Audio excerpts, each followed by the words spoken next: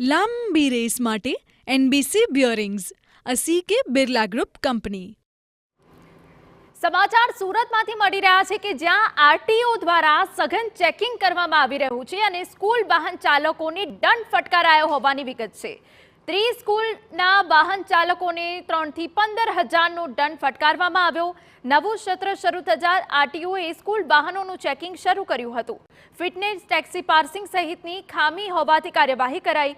ફરી એક સપ્તાહ બાદ ચેકિંગ હાથ ધરવામાં આવશે.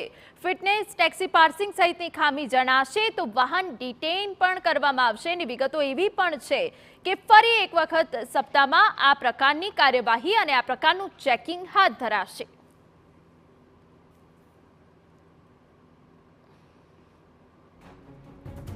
લાંબી રેસ માટે એનબીસી બ્યોરિંગ્સ, અસી બિરલા ગ્રુપ કંપની.